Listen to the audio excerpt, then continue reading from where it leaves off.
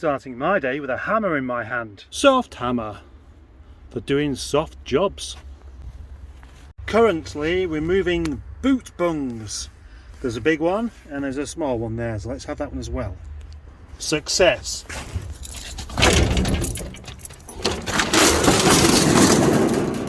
Into the dungeon of Rover parts. You're looking at me now thinking, why don't you switch the light on? Well, I already have done. That's as light as it gets in here. Into my box of Rover 25 air vents, and the one that I'm looking for is not present. That doesn't entirely surprise me because that centre vent on the Rover 25 always breaks. I do have one in this R3, but unfortunately it's not entirely working. But can I fix it? I'm always having a go at fixing things, often failing, but I have a go. That's the important bit. Okay, you may know that I've been supplying some of the parts for the Drive Tribe Rover 25. Today I've got to find a few other bits. So that's what this video is all about. Have I got all these bits? And if I have got them, are they any good? And if they're not, can I fix them? Such interesting questions. One of these days I'm going to tidy this lot back up again. Another tick on the box. You forgot to ask me for this, so it's just as well I remembered. Clock spring. Here is item number 5 on the list. Exciting. Restoring a car is all about attention to detail. I know that, and I don't even restore cars. But maybe one day I will. Maybe I'll get good at things. We'll find out soon when I attempt to fix an air vent. Now, try to fix something time. This air vent. I haven't got a particularly good history of actually fixing things. I have a go and then it doesn't work. But with this, you can hear something's loose in there, so obviously whatever it is that's loose is the difference between that one working and that one not. Something's become detached. These are the components inside the vent, and we can see the problem is caused by that part there. So, time for the glasses, time for the glue. What could go wrong?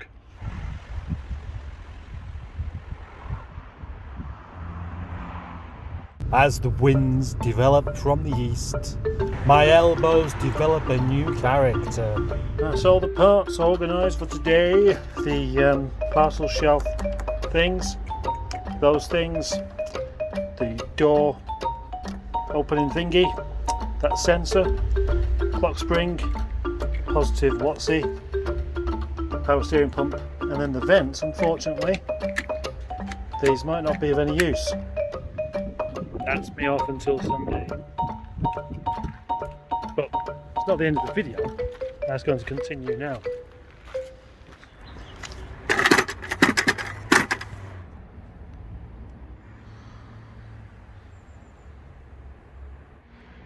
At least it's not raining. Transit cold start.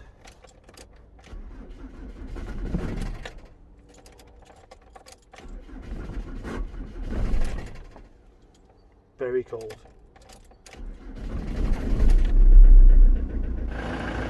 Diesels really don't like the cold weather. So, on my way again to Mick FORD Engineering, and my brakes finally sorted out once and for all, and to take a load of bits for Mick and Mike for the Drive Tribe Rover 25. I reckon I can find my way to Mick FORD Engineering without a sat-nav today, because I've been there twice already. And that might not sound like such a big deal to any of you older people out there, which, let's be fair, most of my viewers are older. But to those born after the 80s or maybe even 90s, this might be a bit of an impossible task. I used to teach guitar to this young chap called James, who's now a policeman. And when he learned to drive, first thing he has with his Nissan Micra was a satellite navigation thingy, and he used to leave it on the dash of his car. And one day his car got broken into and it got stolen, and that resulted in my friend James not being able to find his way to his friend's house in Guildford, even though he'd been there 20 or 30 times. Looks like snow's on the way. That'd be interesting. Interesting in a not necessarily good way. I don't think that I have ever been along this particular stretch of the M60 without there being some sort of congestion. Time of the day, irrelevant. I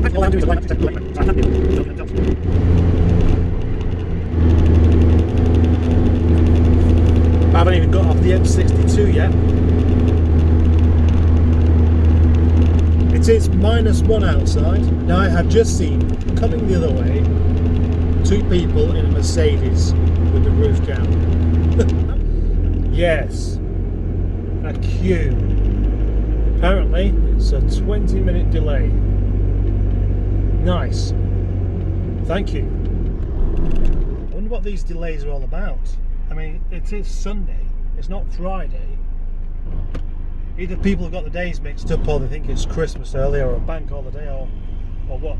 There are no reports of any incidents, except bad traffic. And there's not enough snow to cause any issues, surely. Oh, did you know the weather's going to be really bad and cold and snowy and stuff? Let's get in the car and go down the M6. That's what it'll be.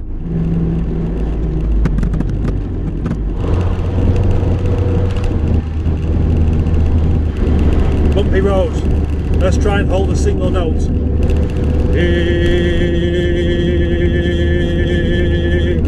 Harmonised.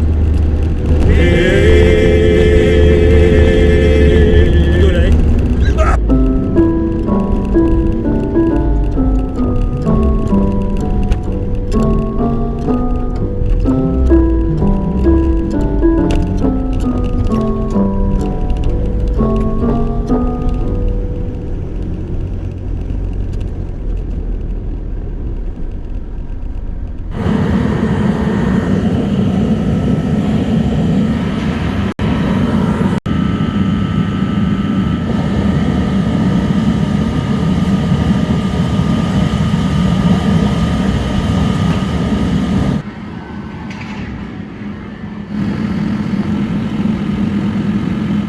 Some progress on Boris Johnson. Look at that, the head's been taken off. No, it hasn't, it's just the rocker cover. There's a distinct smell of oil. I like a smell of oil. Even a distinct smell of oil. Look, there's Mick, messing about with my truck again. Hello. Trying to be warm. It's not working.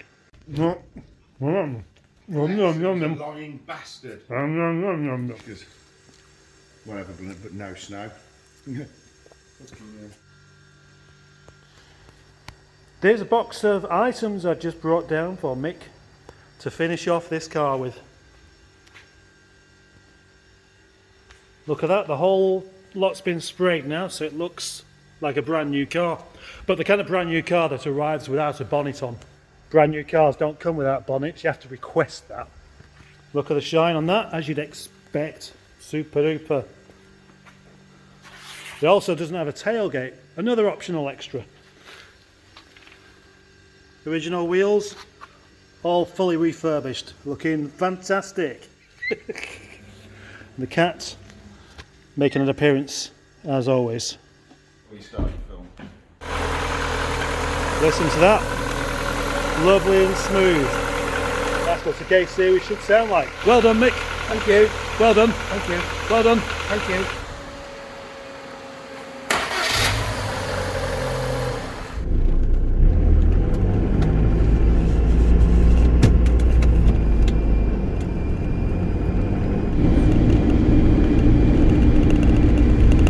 Jolly cold now, but I'll soon get warmed up because that is one thing I do like about the Transit, and that is the heater.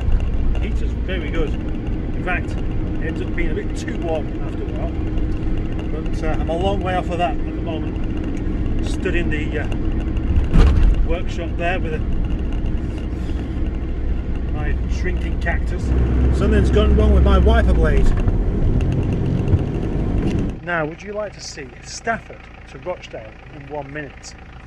That means averaging of 4,800 miles per hour. That's fast!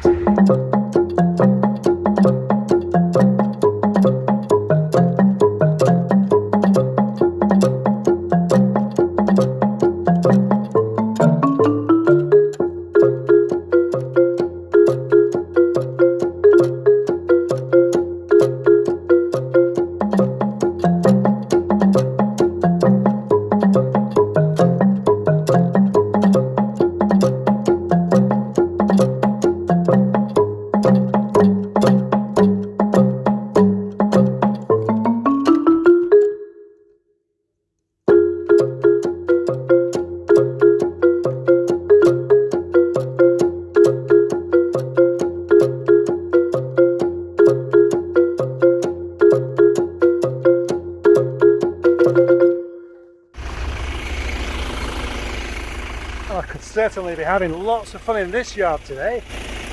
Could relive the having fun in the yard with Project Nigel video. But this looks fantastic.